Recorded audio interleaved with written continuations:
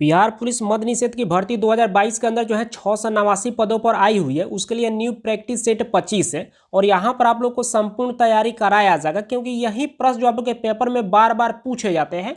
और इन सारे practice set को यदि आप अच्छी तरह से कर लेते हैं तो आप एग्जाम को आसानी से क्रैक कर सकते हैं। तो इस बात को आप लोग को हमेशा ध्यान में रखना है। और डेली लाइव क्लास जो है 6 बजे इवनिंग में देखने को मिल जाता है, तो एक भी क्लास को आप लोग को नहीं छोड़ना है। तो जल्दी से एक लाइक और अपने दोस्तों में शेयर कीजिए ताकि इस क्लास को अब शुरू किया जाए। इस प्रैक्टिस सेट में आप लोग को जो है यानी कि 1 से 30 तक प्रश्न कराने वाले हैं। चलिए, यहाँ पर 1 नंबर प्रश्न पूछा जा रहा है कि जब दूध खट्टा हो जाता है तो डैश का उत्पादन होता है। जल्दी से कमेंट करके बताइए कि इसका सही उत्तर क्या होगा। और ये प्रश्न जो है एक बार कांस्टेबल में और एक बार जो है मद्य निषेध में पूछा जा चुका है। चलिए, यहाँ पर मैक्सिमम कैंडिडेट्स इसका भी सही जवाब दे पा रहे हैं। चलिए हम बता देते हैं, इसका सही उत्तर जो है ऑप्शन बी हो जाएगा। लैक्टिक एसिड का जो है यानी कि वहां पर उत्पादन होता है, तो यहाँ पर क्या हो जाएगा, बी पार्ट बिल्कुल इसका सही उत्तर हो जाएगा। चलिए नेक्स्ट प्रश्न को देख लेते हैं। यहाँ पर 2 नंबर प्रश्न पूछा जा रहा है कि मल्टीटास्किंग प्रणाली जो है विशेष रूप से किसे संदर्भित करती है। जल्दी से कमेंट करके बताइए कि इसका सही उत्तर क्या होगा। प्रश्न थोड़ा सा डिफिकल्ट है लेकिन बहुत बेहतर प्रश्न है। जल्दी से कमेंट करके बताइए कि इसका सही उत्तर क्या हो सकता है। चलिए, यहाँ पर कुछ कैंडिडेट्स इसका सही जवाब दे पा रहे हैं। चलिए हम बता देते हैं, इसका सही उत्तर जो है ऑप्शन बी हो जाएगा। 1 से अधिक प्रक्रिया, तो यहाँ पर क्या हो जाएगा, बी पार्ट बिल्कुल इसका सही उत्तर हो जाएगा। चलिए नेक्स्ट प्रश्न को देख लेते हैं। यहाँ पर 3 नंबर प्रश्न पूछा जा रहा है कि भारत की जनगणना 2011 के अनुसार जो है जनसंख्या घनत्व कितना था। जल्दी से कमेंट करके बताइए कि इसका सही उत्तर क्या होगा। और ये प्रश्न जो है एक बार फायरमैन में और एक बार कांस्टेबल में पूछा जा चुका है। चलिए, यहाँ पर मैक्सिमम कैंडिडेट्स इसका भी सही जवाब दे पा रहे हैं। चलिए हम बता देते हैं, इसका सही उत्तर जो है ऑप्शन ए हो जाएगा। 382 व्यक्ति प्रति वर्ग किलोमीटर, तो यहाँ पर क्या हो जाएगा, ए पार्ट बिल्कुल इसका सही उत्तर हो जाएगा। चलिए नेक्स्ट प्रश्न को देख लेते हैं। यहाँ पर 4 नंबर प्रश्न पूछा जा रहा है कि किस व्यक्ति को जो है बादशाह खान के नाम से जाना जाता था। जल्दी से कमेंट करके बताइए कि इसका सही उत्तर क्या होगा। चलिए, यहाँ पर भी कुछ कैंडिडेट्स इसका सही जवाब दे पा रहे हैं। चलिए हम बता देते हैं, इसका सही उत्तर जो है ऑप्शन सी हो जाएगा, खान अब्दुल गफ्फार खान। तो यहाँ पर क्या हो जाएगा, सी पार्ट बिल्कुल इसका सही उत्तर हो जाएगा। और ये भी प्रश्न जो है एक बार कांस्टेबल, एक बार ड्राइवर, एक बार होमगार्ड में पूछा जा चुका है। चलिए नेक्स्ट प्रश्न को देख लेते हैं। यहाँ पर 5 नंबर प्रश्न पूछा जा रहा है कि बड़े पैमाने पर जो है केसर का उत्पादन जो है कहाँ किया जाता है। जल्दी से कमेंट करके बताइए कि इसका सही उत्तर क्या होगा। बहुत सिंपल प्रश्न है और सभी कैंडिडेट्स को ट्राई करके जरूर बताना है कि इसका सही उत्तर क्या हो सकता है। चलिए, यहाँ पर भी जो मैक्सिमम कैंडिडेट्स इसका भी सही जवाब दे पा रहे हैं। चलिए हम बता देते हैं, इसका सही उत्तर जो है ऑप्शन सी हो जाएगा, जम्मू और कश्मीर में। तो यहाँ पर क्या हो जाएगा, सी पार्ट बिल्कुल इसका सही उत्तर हो जाएगा। चलिए नेक्स्ट प्रश्न को देख लेते हैं। यहाँ पर 6 नंबर प्रश्न पूछा जा रहा है कि दिल्ली में जंतर मंतर का ऐतिहासिक दृष्टि से जो है क्या महत्व है। यहाँ पर 4 ऑप्शन दिया गया है, इसी 4 ऑप्शन में से एक बिल्कुल सही दिया गया है। वो ऑप्शन कौन सा है, जल्दी से कमेंट करके बताइए। चलिए, यहाँ पर कुछ कैंडिडेट्स इसका सही जवाब दे पा रहे हैं। चलिए हम बता देते हैं, इसका सही उत्तर जो है ऑप्शन डी हो जाएगा, खगोलीय वेधशाला। तो यहाँ पर क्या हो जाएगा, डी पार्ट बिल्कुल इसका सही उत्तर हो जाएगा। चलिए नेक्स्ट प्रश्न को देख लेते हैं। यहाँ पर 7 नंबर प्रश्न पूछा जा रहा है कि इसरो के पहले अध्यक्ष कौन थे। जल्दी से कमेंट करके बताइए कि इसका सही उत्तर क्या होगा। बहुत सिंपल प्रश्न है। चलिए, यहाँ पर मैक्सिमम कैंडिडेट्स इसका सही जवाब दे पा रहे हैं।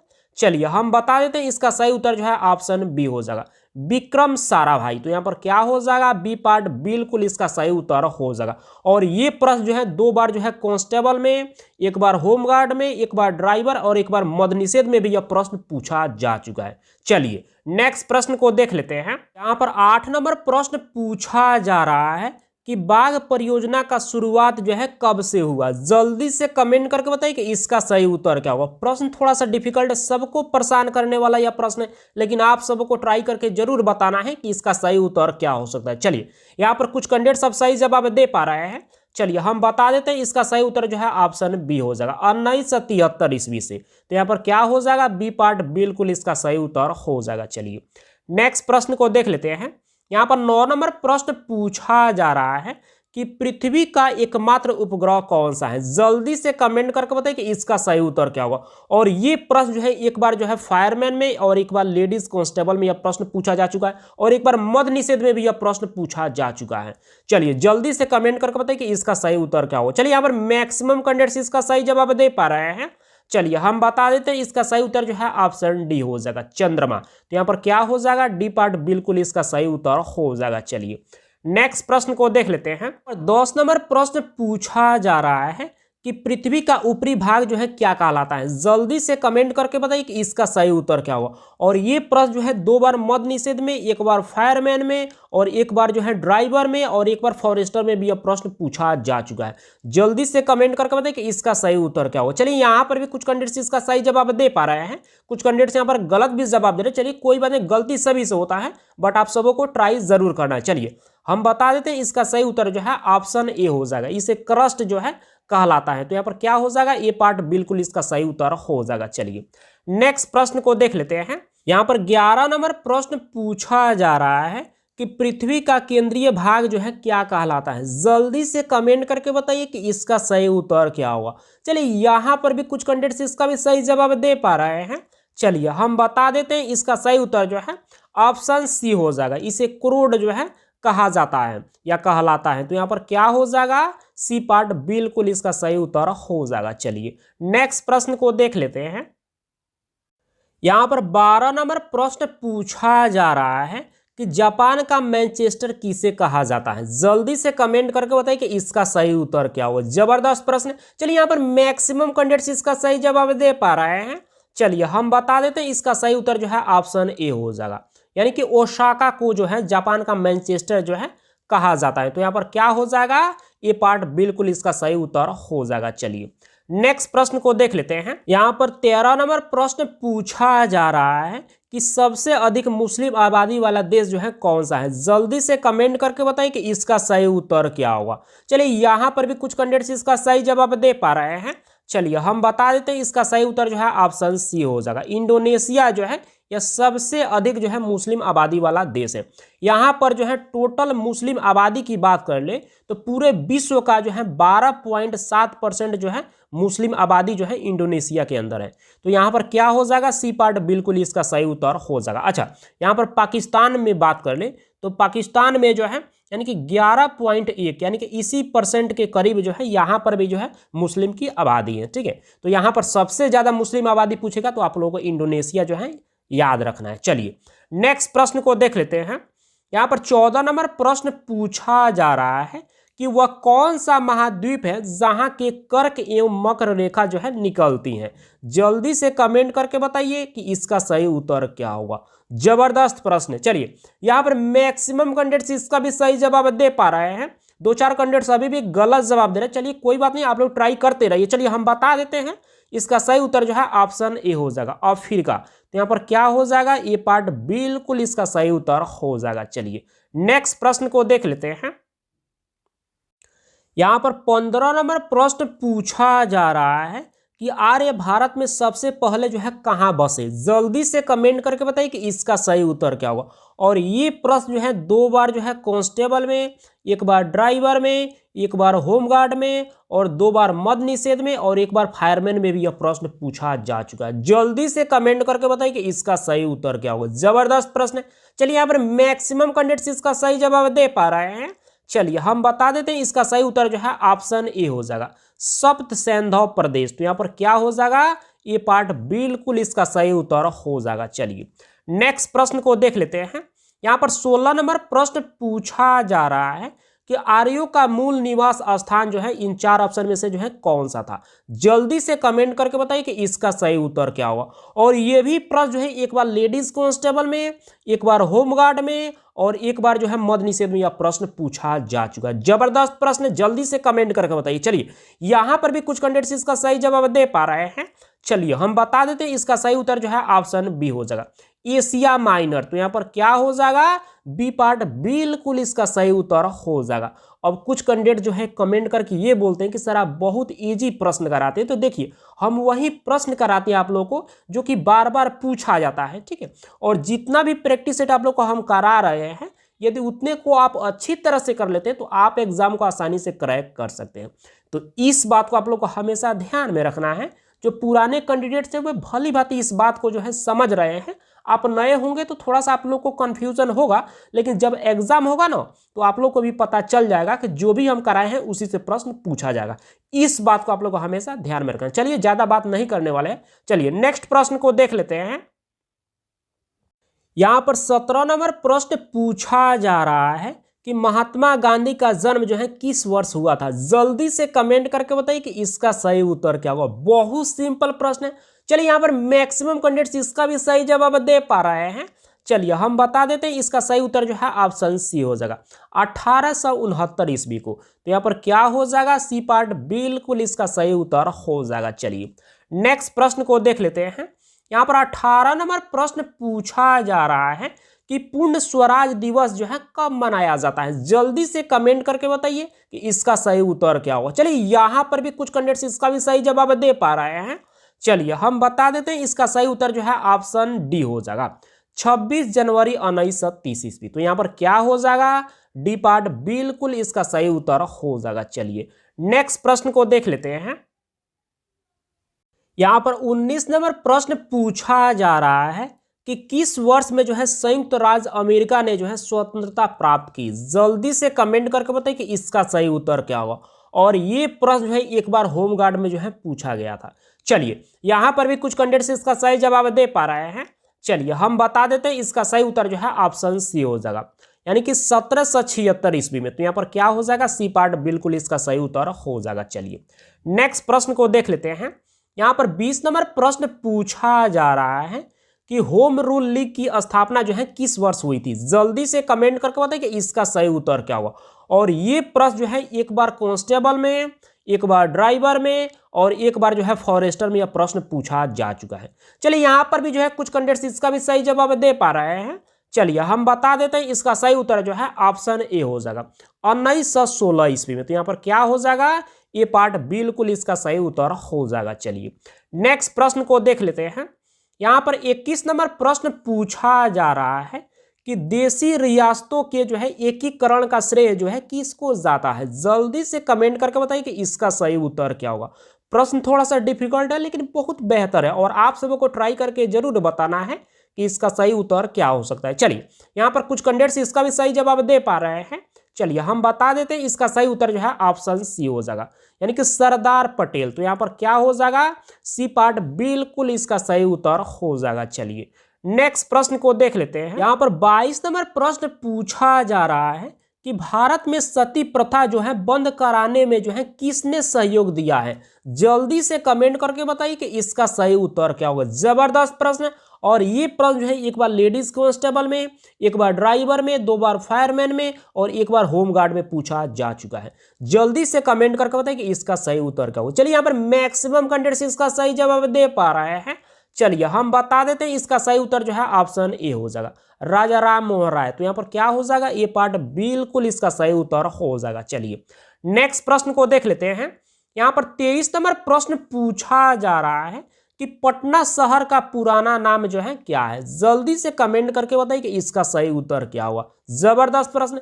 चलिए यहाँ पर भी जो मैक्सिमम कैंडिडेट्स इसका भी सही जवाब दे पा रहे हैं। चलिए हम बता देते हैं, इसका सही उत्तर जो है ऑप्शन ए हो जाएगा, यानी कि पाटलिपुत्र जो है या पटना शहर का जो है पुराना नाम है। तो यहाँ पर क्या हो जाएगा, ये पार्ट बिल्कुल इसका सही उत्तर हो जाएगा। और ये प्रश्न जो है एक बार जो है मद्य निषेध में और एक बार फायरमैन में पूछा जा चुका है। तो इस बात को आप लोग को हमेशा ध्यान में रखना। चलिए अब नेक्स्ट प्रश्न को देख लेते हैं। यहाँ पर 24 नंबर प्रश्न पूछा जा रहा है कि जीटी रोड यानी कि ग्रैंड ट्रंक रोड जो है किसके शासन काल में जो है बनाई गई। जल्दी से कमेंट करके बताइए कि इसका सही उत्तर क्या होगा। बहुत सिंपल प्रश्न है, आप लोग को जल्दी से कमेंट करके बताना है कि इसका सही उत्तर क्या हो सकता है। चलिए यहाँ पर कुछ कैंडिडेट्स आप सही जवाब दे पा रहे हैं। चलिए हम बता देते हैं, इसका सही उत्तर जो है ऑप्शन सी हो जाएगा, शेरशाह सूरी के द्वारा जो है यानी कि ग्रैंड ट्रंक रोड को जो है बनाया गया था उनके शासनकाल में। तो यहाँ पर क्या हो जाएगा, सी पार्ट बिल्कुल इसका सही उत्तर हो जाएगा। चलिए नेक्स्ट प्रश्न को देख लेते हैं। यहाँ पर 25 नंबर प्रश्न पूछा जा रहा है कि भारत एवं पाकिस्तान के बीच जो है ताशकंद समझौता जो है कब हुआ था। जल्दी से कमेंट करके बताइए कि इसका सही उत्तर क्या होगा। इसमें कैंडिडेट्स कंफ्यूज करने वाले हैं, लेकिन ये भी जबरदस्त प्रश्न है और ये भी प्रश्न जो है एक बार जो है फायरमैन में और एक बार मद्य निषेध में और एक बार जो है लेडीज कांस्टेबल में पूछा जा चुका है। चलिए यहाँ पर भी कुछ कैंडिडेट्स इसका सही जवाब दे पा रहे हैं। चलिए हम बता देते हैं, इसका सही उत्तर जो है ऑप्शन सी हो जाएगा 1966 ईस्वी में। तो यहाँ पर क्या हो जाएगा, सी पार्ट बिल्कुल इसका सही उत्तर हो जाएगा। चलिए नेक्स्ट प्रश्न को देख लेते हैं।